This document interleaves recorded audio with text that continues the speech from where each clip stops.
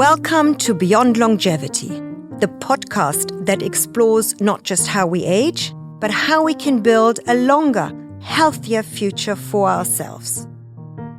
Joining me today on Beyond Longevity is Dr. Brendan Khong, an aesthetic physician, regenerative medicine advocate, and someone who approaches aging through the lens of inflammation, cellular health, and repair. Dr. Brendan holds membership of the Royal College of Physicians and is also a member of the British College of Aesthetic Medicine.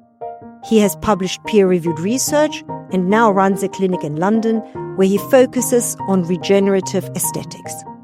He specializes in integrating treatments such as polynucleotides, exosomes, advanced laser technology, and NAD-based optimization strategies. What makes his work particularly relevant is his focus on what is increasingly referred to as inflammaging, the chronic, low-grade inflammation that underpins not only visible skin aging, but many systemic aging processes as well. In this conversation, we explore how modern aesthetic medicine is shifting from simply correcting and enhancing appearance to addressing the biology beneath it. We discuss where innovations in peptides and other regenerative therapies fit within the broader longevity landscape. Hi, Dr. Brendan. Hi, Daphne. Thank you for coming on Beyond Longevity. I don't know how you manage it in between your research, your educating and teaching of your colleagues, traveling the world for conferences, and running your clinic. But I'm very grateful that you did make it, and welcome. Thank you so much for having me. Let's start with your background a little bit. You're originally from Singapore. You came to the UK for your medical studies. I understand you studied internal medicine and did rotations at surgery department, emergency medicine, dermatology, and then something happened and you pivoted. Absolutely. I came to the UK many moons ago and did my A-levels here. I did a first degree in biomedical sciences. This was at the University of Warwick, and then went to University of Sheffield for my medical school, and then did my foundation training in the Bristol region in Severn Deanery, moved to London after to do my internal medical physician training, and never really looked back. I think when it comes to aesthetic medicine, I've always been very interested in it. People always ask me, what's the reason why you got into aesthetics? And the funny reason is vanity. The actual reason is I've seen how skin affects confidence in a lot of people and mental health. And, it was something that I really wanted to get into, to not only make people look better, but also feel better about themselves. This kind of self-confidence that I can instill in people, make them feel great about themselves, is something that's not very often found, I think, in a lot of medicine. Yes, I think you said once skin is a mirror of your internal health. Absolutely. I think a lot of times, the skin mirrors how we really are inside. So, for example, I talk a lot about inflammation on my social media pages, and a lot of conditions are driven by inflammation. If you think about things like acne, melasma, rosacea, psoriasis, for example, these are all things that are driven a lot by inflammation. And a lot of the kind of treatments that we end up doing in aesthetic medicine tend to drive a lot of inflammation as well. So yes, it looks great on the surface, but what are we doing to the inside of our skin? We know low-level chronic inflammation can cause and exacerbate conditions, not only skin conditions, but also things like heart disease, liver problems. So I'm very big on educating my patients on not only taking care of their outside, also taking care of the inside. Was there sort of a light bulb moment that made you alter careers? Or was it a slow process of realizing that the general medicine is sort of more reactive rather than active? I've always loved beauty. Growing up, I used to read all these beauty magazines, or, the first page I would turn to is all about beauty and skin and hair. So that was always very innate for me, and it was a very natural kind of progression for me. Studying medicine, I always knew I wanted to go into aesthetics, which is a matter of when, really. And doing my internal medical training with some incredible colleagues of mine, I just noticed there was this common thread throughout a lot of the conditions. You think about things like heart disease, liver failure, lung problems. What was the underlying cause? It's a lot of inflammation. And I just knew that, when it came to the skin, was there going to be a common thread with all these medical issues? And the answer was yes. A lot of it is due to inflammation. And when there is a disharmony of things in the body, is when you get issues. So, going into aesthetic medicine wasn't just about the Botox, wasn't just about the filler. It was also about, looking at treating the skin with kindness, importantly, and to ensure that people look their best at whatever age they are at. Do you feel, having studied internal medicine and having worked as a doctor in internal medicine, do you think that helps you a lot in the work you do now, your understanding of how the body works?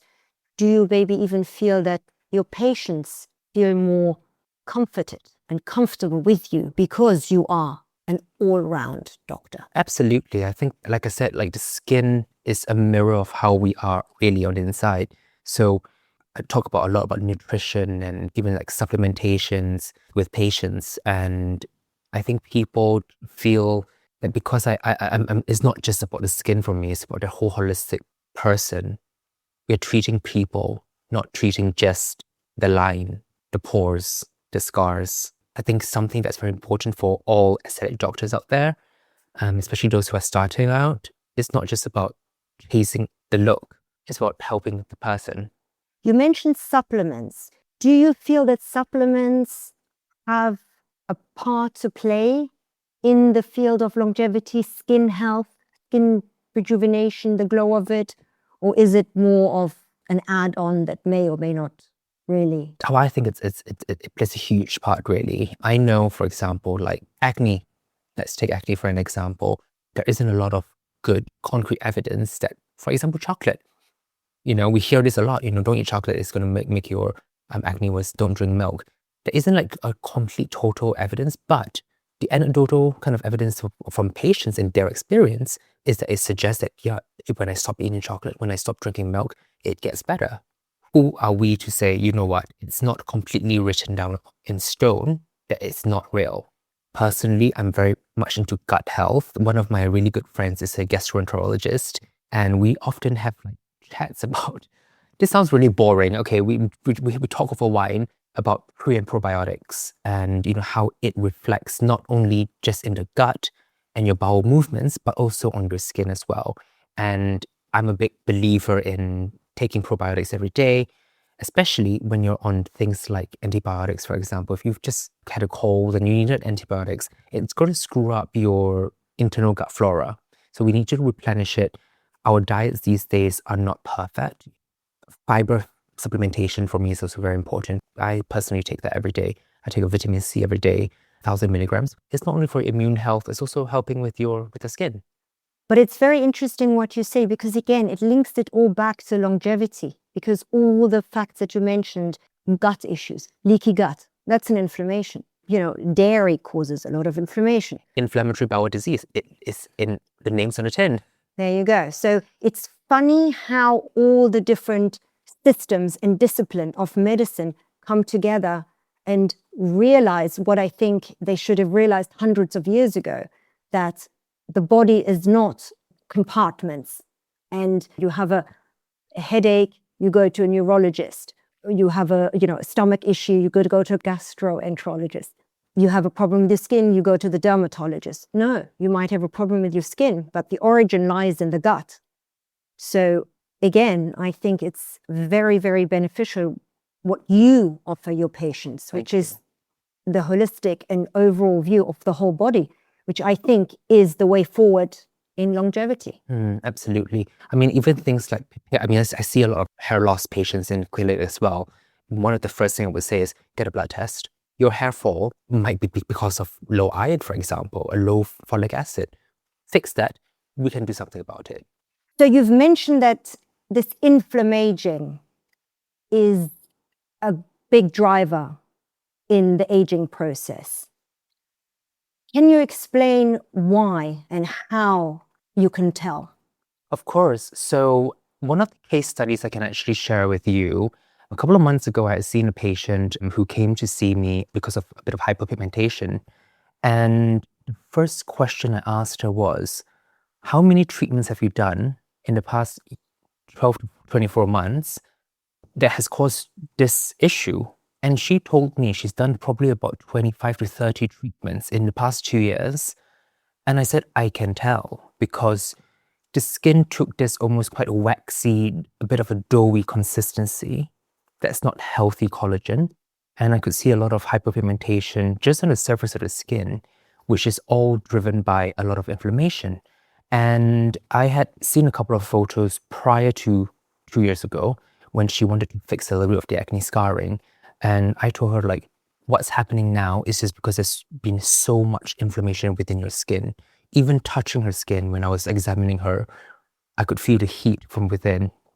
She had told me she had multiple causes of hot lasers, CO2 resurfacing, radiofrequency microneedling, the RF microneedling, even things like high intensity focused ultrasound, just all these way too much, way too often.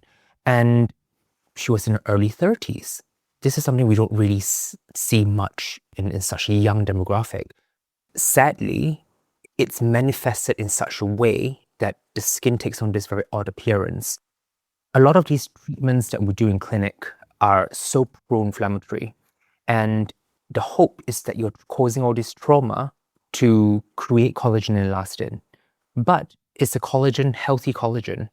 One might argue not, because in a pro-inflammatory way of stimulating collagen, it's almost a very quick reaction. You get the quick skin tightening. You get this amazing collagen stimulation, but it's not healthy collagen that's being laid down. So you end up getting things like nodules and scar tissue, a bit of fibrosis, which is obviously not what we want.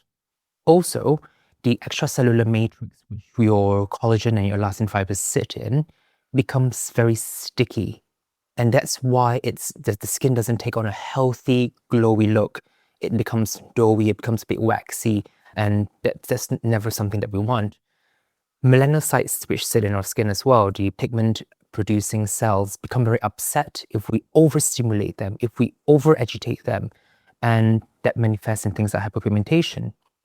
Broken capillaries, things like rosacea, for example, it can be induced by a lot of these super hot lasers, so I don't offer a lot of them in clinic, really.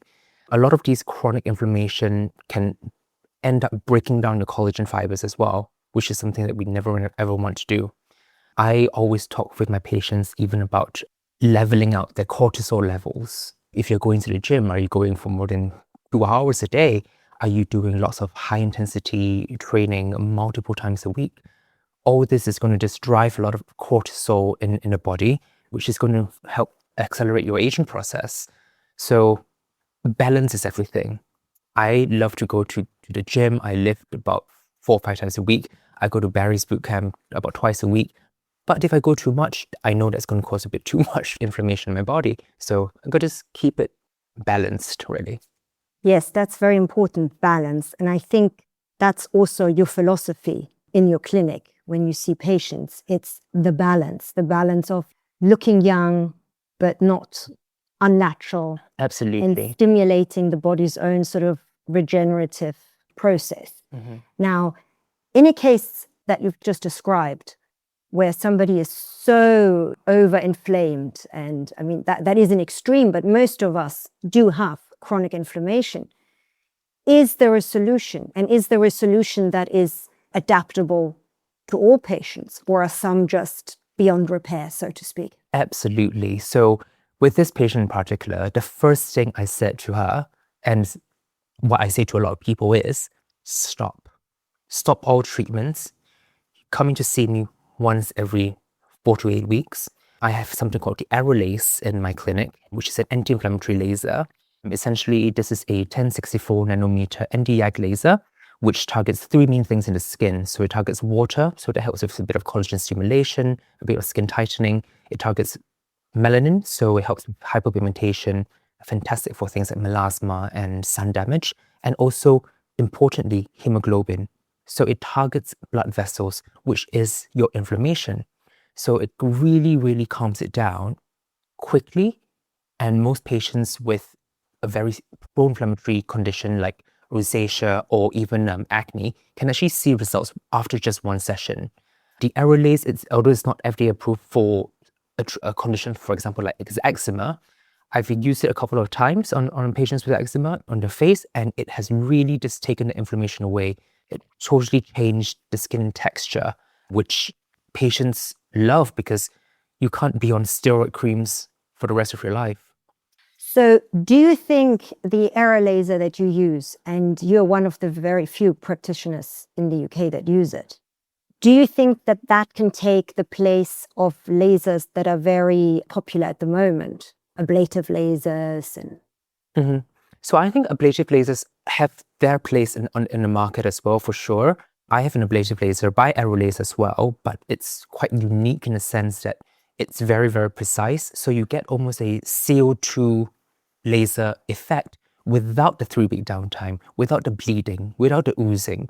And importantly, I can use it for all skin colors, skin Fitzpatrick 1 through 6, which a lot of lasers you cannot use on darker skin types because of the heightened risk of hyper and hypopigmentation.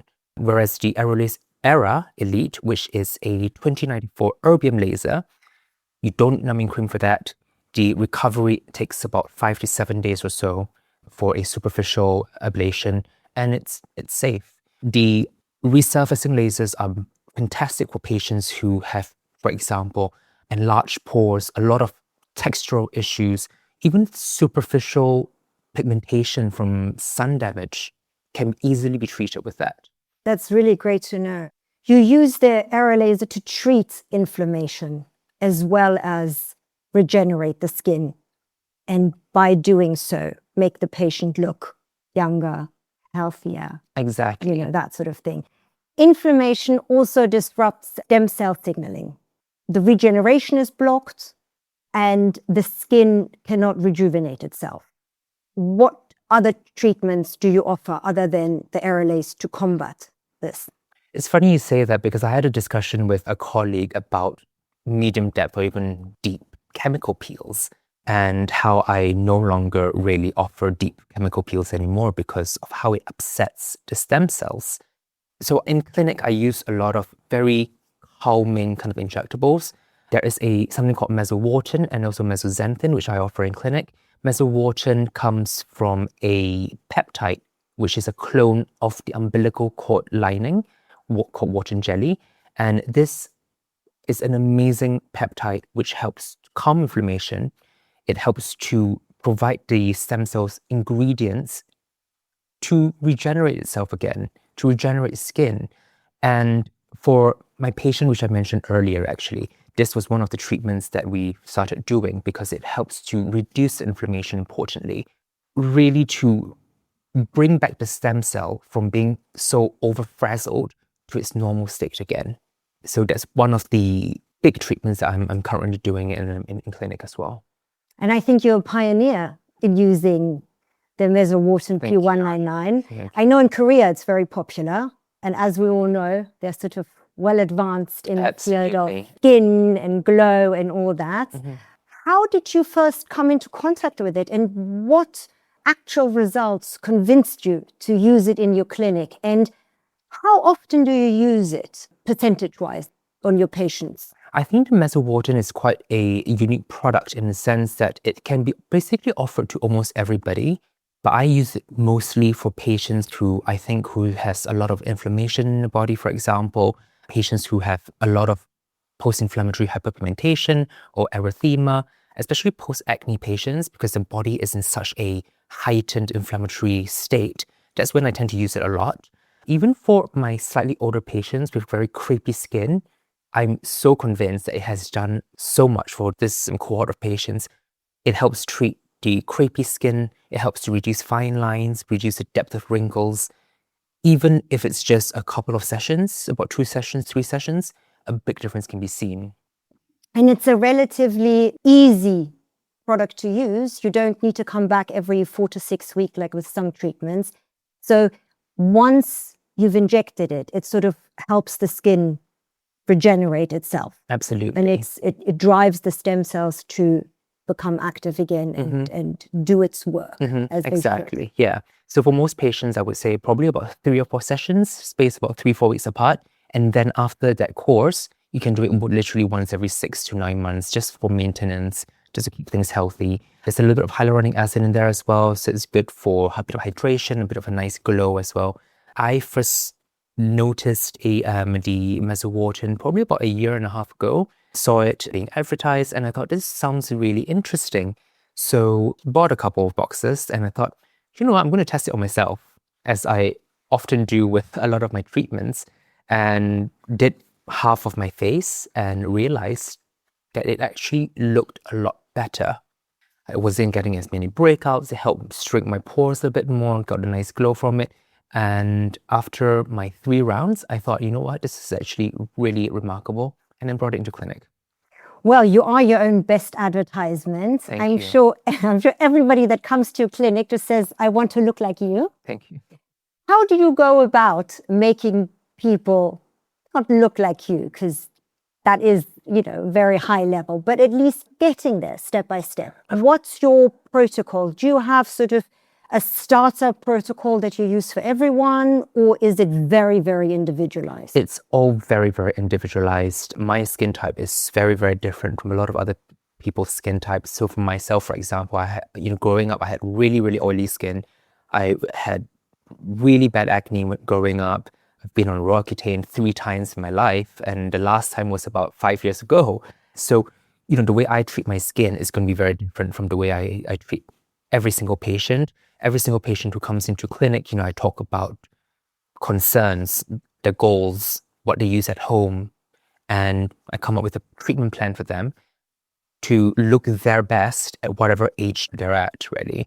It's not about chasing a certain glass skin look. It's about skin health, which is a priority. So many times it's about, right, if you are suffering from a medical dermatological problem, let's fix that first, and then let's go for skin health, getting the skin to its optimal state before we think about skin tightening or anything like that.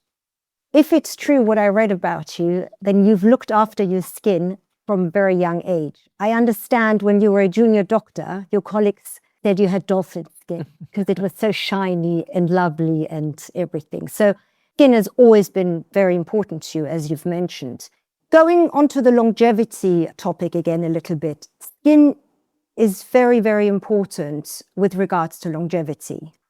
I think the way you have your clinic arranged and the protocols you prescribe, I understand you don't see that there's a shortcut to longevity. It's step by step, slowly, slowly, skin quality, skin structure, regeneration, all these things. Is it fair to say that longevity interventions are not a quick fix? 100%. And this is a conversation I have with patients every single day. When I treat patients, when we are doing things like Glanine, for example, as a Wharton, a laser, yes, you might see a little bit in the first couple of days, but you need to not only give me a chance to get your skin better, you need to give the product a chance to work its magic as well. A lot of these collagen stimulators, they take time. Your body needs time to produce the collagen. It needs time for it to show in your skin. So sometimes, and I get it, you're paying so much money. In 2 weeks, you're like, where are the results? And it's normal to feel that way. I always tell patients, you need to give it time. So setting expectations, realistic expectations is incredibly important. Is any of my treatments going to make you look like you had a facelift? Probably not. I will refer you on to a plastic surgeon. Droopy eyes, for example, is a very big complaint for a lot of people. Realistically, am I going to get your eyes lifted? I can do as much as I can, but am I going to open up the eyes to how they were 20 years ago? Probably not. But again, a facelift is a facelift. It's not treating the quality of the skin, but we can do things to really strengthen the skin, get it to the best quality before you go for that facelift, before you go for the neck lift, before you have your blepharoplasties. And it's about managing all of that together. You mentioned Glanine, which is a polylactic acid. Tell us, why is Glanine different to other biostimulators? Mm-hmm. So we've heard about polyallyl acid in the market, PLLA biostimulators, for years and years and years. One of my issues with it is the kind of risk of getting nodules and scar tissue and fibrosis. And as someone who has a lot of anxiety, it was my worst nightmare, because I can't do a treatment and then 2 years down think, oh my God, the treatment I did for that patient is going to cause a nodule. I can't sleep like that. I don't work like that. So when I first found out about Glanine and how it works on a molecular level, I was so fascinated about it. Polylactic acid comes in many different forms. So looking at it under the microscope, in the past for other products, it might appear almost like a little jagged kind of particle. And these particles tend to like to clump together, which therein lies the problem, because when the body recognizes that it's a big clump of PLLA, it's going to create collagen around that and cause your scar tissue. And also a lot of these PLLA products are very pro-inflammatory, which again, coming back to my point where it's very, very pro-inflammatory, which is going to cause a lot of collagen stimulation, but then cause scar tissue. Glanine has revolutionized that altogether. They've taken the PLLA molecule, made it into a perfect microsphere, which is low density and high porosity, which means when the body breaks it down in a uniform manner. They've also very cleverly put a charge around it, much like a magnet, so all of them stay away from each other. The collagen stimulation in Glanine has been shown to take an anti-inflammatory route. So instead of the M1 pathway, it goes down the M2 pathway. So you're laying down the collagen in a much slower way, but much healthier way. I don't know if you've seen some of my socials. I talk about inflammatory way of creating collagen, much being like, making a tiramisu. And imagine your collagen fibers are the lady fingers.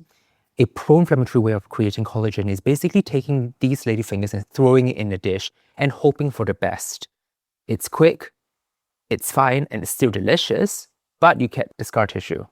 An anti-inflammatory way is basically being like a nice little housewife or house husband, taking them lady fingers and really just arranging it slowly and neatly. I know which I will choose.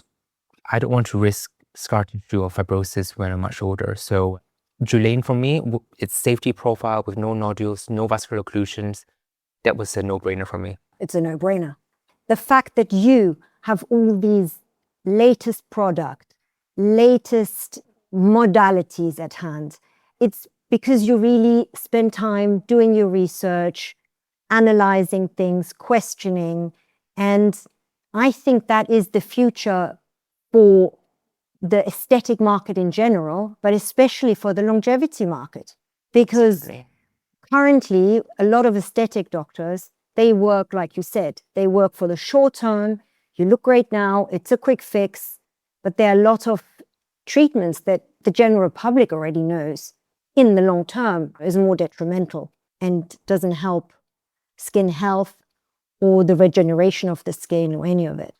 If somebody comes to you, middle-aged, has had a few treatments, the odd laser here and there, a few fillers, how do you start a protocol? Is there a certain set way that you say, first the lasers, then the peptides, then the PLLs, or does it really depend on the person? It totally depends on the person.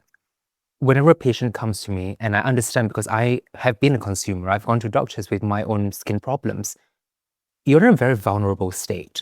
You've come to see me because you're not happy about something. I will never point out things that people are not concerned about. So if a patient comes to me saying, you know what, I'm not happy about my nasolabial lines, I'm not going to say, actually, you need to fix your eyes. And that's basically bullying patients into getting treatments. And I just think that's incredibly unfair. Obviously, there will be some people who will say, you know what, tell me what I need to do. Look at my face and tell me what I need. Again, I don't operate like that. You tell me what concerns you the most. Let's tackle the first thing, and then we work our way down slowly. So when it comes to, say, a set protocol, it's all very varied for me. Is what am I going to target first on your list of concerns? And then we take it from there slowly.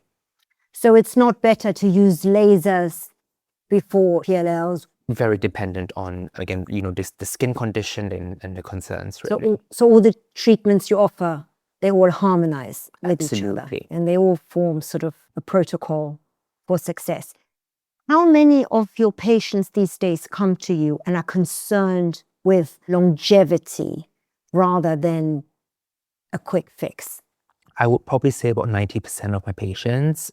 There is a small little cohort who say, I want a bit of lip filler, which I love doing lip filler. I think I feel like a little architect, playing with the lips with a bit of filler, and I absolutely love it. But I think patients who tend to come to me are more concerned about the longevity of skin and skin health and skin quality. And I think that's what I'm probably known for as well. That is most definitely what you're known for. I'm just really amazed that the general public is already so aware of how important the idea of longevity is, especially with regards to skin.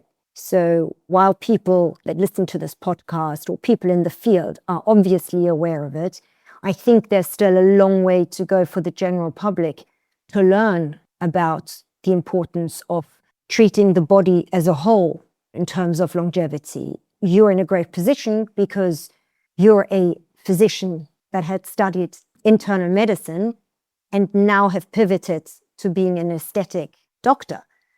So somebody coming to you really gets the best of both worlds. You really understand the structure and the foundation of the body, the organs, how things work, and not just the superficial way we look, which I think is how all aesthetic doctors need to function in the future if they want to have a future in the field of aesthetics. Mm-hmm. That said, I still think there is a cohort of patients who just want a quick fix, which, fair enough, the market is big enough for everyone, I guess. No, absolutely. There's a place for everybody, absolutely. But I do know also that you go around educating your colleagues, and I understand that has sort of taken off quite a bit, which shows sort of where the market is heading. How do you see the future for aesthetic doctors? Are they interested in the field of longevity and not just the quick fix? I definitely do think so. If you go to conferences, for example, like where we met, a lot of these big brands would just stick the word longevity onto their pamphlet, even though that has been there for years. It's the same machine for years and years and years. Everyone's jumping on that bandwagon now. But for me, it's not about trends. It's not about just the latest and greatest. It's about what's A, safe, and B, effective. You can have something that's totally safe but completely useless, and you can have something that is totally effective but then has a big risk profile. So for me, I think more and more people are going to jump onto the bandwagon for sure, which is going to be great for patients and the general public. Yeah. So do you see the future of longevity aesthetics? Do you see it more in senolytics, peptides, NAD+, lasers, everything all together? Probably a mixture of everything, really. There's so many lasers out there, RF microneedling. I don't know about what's happening to the sales about with it, but a lot of my patients have kind of taken a step back from doing a lot of those treatments and wanting things that are a bit more gentle on the skin. I tell our patients, if you are doing something that's causing so much trauma in the hope that it repairs itself, why don't you do something that's a bit kinder to yourself, that doesn't hurt as much, to get a better result? I know what I would choose.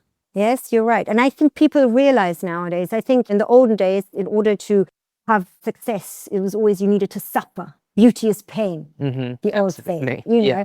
And I agree with you. I don't think that really applies anymore. And as we said in the beginning, I think it's actually counterproductive because the pain, raises the cortisol, raises the inflammation markers. Inflammation, to a certain extent, is healthy, is good. It's not that all inflammation is bad. We need inflammation to survive. It's just that I think people have taken it to excess. Absolutely. What in the field of this longevity aesthetics excites you the most? Oh, it's funny you asked that question because I went to see a new machine yesterday, actually. And I've known about this machine for the past couple of months. I was reading a lot of their clinical studies and papers about it.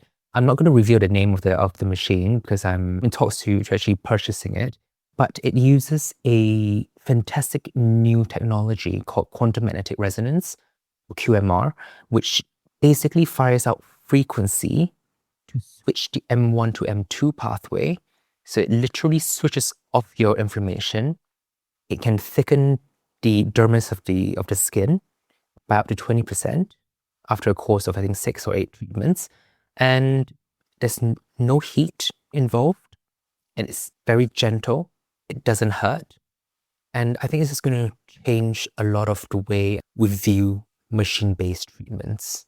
So that's something I'm very interested in getting. I've seen the amazing before and afters for things like hair, for rosacea, for acne, for melasma. And yeah, something definitely I'm very excited about in Q1 of next year. So keep your eyes peeled. Amazing. You better go tell me the name of that machine when we're offline. I can't wait to hear about that. But that's fantastic. This is great. So is the market coming out with a lot of new products, or is it a bit stagnant? Is it a bit slow? Is it sort of just in a finding itself and going down this new road of healthy beauty rather than just beauty at any price? I think we're still at its infancy, really. You know, if we look to the Far East and like South Korea, for example, I mean, this is not allowed in the UK or EU, but, you know, they're doing things like stem cell infusions. You go into Instagram and you see Kim Kardashian going to Mexico, getting stem cell treatments and everything. And the science behind it is remarkable. So I think we're still at its infancy, especially here in the UK. A lot of things are not really allowed yet. Let's see how things change in the next couple of years. But I think it's very exciting. It's an exciting time to be in aesthetic medicine, moving away from just rejuvenation, but also thinking about pre-rejuvenation. So trying to extend youthful skin before the aging process takes over and before you see the signs of aging.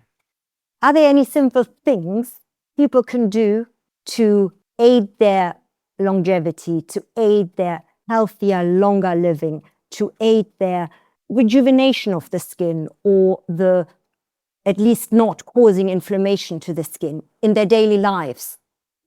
Absolutely. I think one of the biggest things, especially living in the UK, we live in such a cold climate. You know, everyone loves a good hot shower. We love a good hot bath.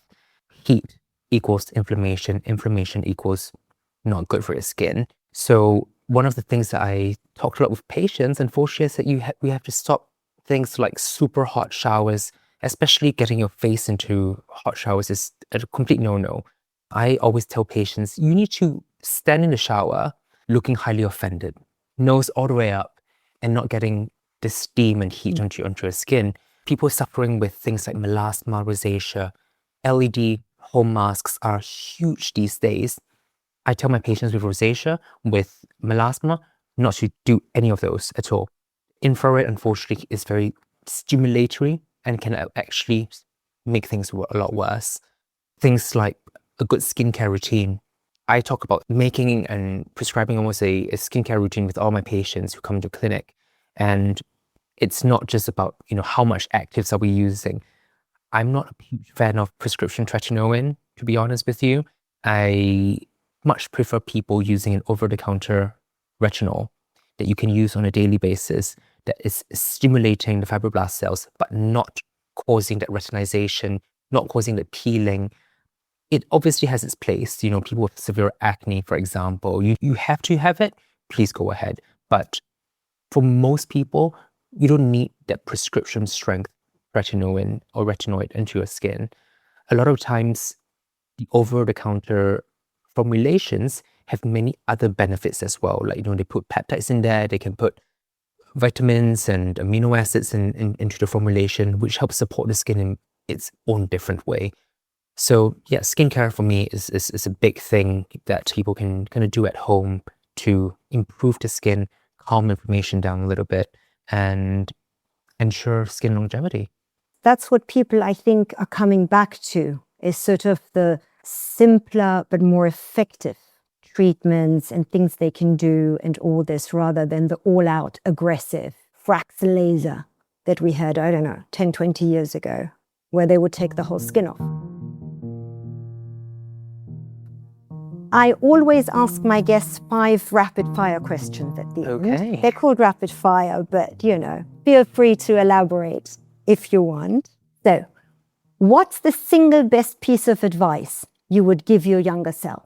Be kind to yourself. Growing up in an Asian household, if you're not a lawyer, you're a doctor. So, unfortunately, one of the stereotypes is ingrained in you to put a lot of pressure on yourself. And if I could go back even 5 years ago, even a year ago, I would have said, you know what, it will all be fine. Be kind to yourself. And I tell a lot of doctors starting out in the field the same thing. There's that pressure of doing everything. You see these big names and, you want to be like them, but you are you for a reason. And if you start comparing with other people, you will A, never be happy, and B, you will never be able to compete with everyone. So for me, this is not a competition. Keep my head down. I hustle in silence. And if it works, it works. It's great, So yeah, being kind to yourself, I think this is the biggest thing I would say to myself. Name one habit everyone should adopt for a longer, healthier life. Exercise, exercise, exercise. Movement is medicine.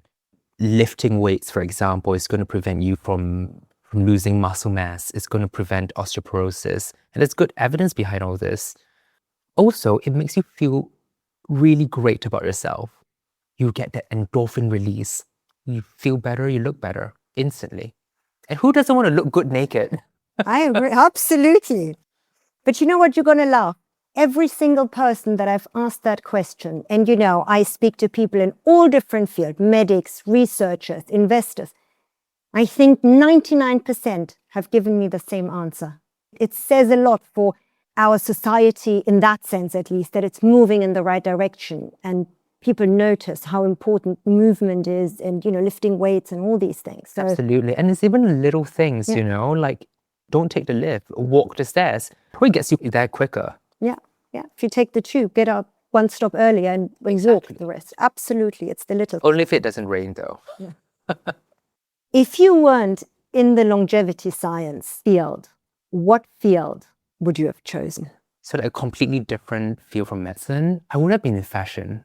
I love fashion, but it's not part of the list for Asian families. As an Asian child, you're not allowed to be in fashion. No. Either a teacher, lawyer, or doctor. You look like you are in fashion, is the truth. If people would see you, they'd think, oh, who is this glowing person with this impeccable sense of style? Thank you. What microdose habit, sort of 5-minute routine, yields outsized longevity benefits? Meditation. Everybody has a lot going on all the time, but I think that little 5 minutes, whether you are closing your eyes to reflect on the day, whether it's taking that 5 minutes to do your skincare routine, all that really, really counts, even if it's to just unpack the day. And you know what? Today was a bad day. F it, I'm done with today. Or, you know what? Today was a great day. I did something great. I changed someone's skin. I made someone smile. I made someone laugh. Even if it's walking down the street and he's saying to someone, you know what? I love that jacket. I love your dog. Take that 5 minutes for yourself. I think it's incredibly important. Very true. I don't know how you manage the 5 minutes in your busy life, but if you can do it, I think we all can do it. I do it when I'm applying the creams on the skin. There you go. There you go. Last question. What's the craziest longevity myth you've encountered? And is there any truth to it? Ooh, craziest longevity myth. I think there's a lot of companies or people promoting superfoods, which, I mean, in essence, like, yes, if blueberries are great, are you going to eat a whole kilo of it a day? No. I think a couple of years ago, kale was everywhere. You couldn't escape a restaurant serving bloody kale. And I was all kaled out. I'm actually glad that now people are a little bit more balanced and there's a bit more of an awareness of these superfoods are not a thing. Yes, variety is the spice of life, in my opinion. So having a little bit of everything, like, you know, come on, I like fried chicken. I'm going to eat fried chicken. I don't have it every day, At the same time, yeah, I like berries, but how much berries can you eat a day? Very true, very true. Well, Dr. Brendan, thank you so much for coming on Beyond Longevity. Thank you so much for having me. It was such a pleasure. It was such a joy. Could have talked to you for hours on end. Thank you, same here. And I loved looking at you. It was a joy. Thank you. What I appreciate in this discussion is that it moves aesthetic medicine beyond surface level intervention and into a more biologically informed conversation. We talked about inflammaging, this persistent, low-grade inflammatory state that quietly accelerates aging, and how regenerative treatments and lasers are being positioned not simply as cosmetic tools, but as ways of supporting cellular repair and resilience. Thank you, Dr. Brendan, for sharing your perspective and for helping us think about how appearance, inflammation, and systemic health may be more interconnected than we once assumed. Subscribe to Beyond Longevity on your preferred podcast platform and join us in advancing the conversation around aging. Let's redefine what it means to live longer, to live healthier. This is your invitation to understand the future, one discovery, one insight, and one conversation at a time.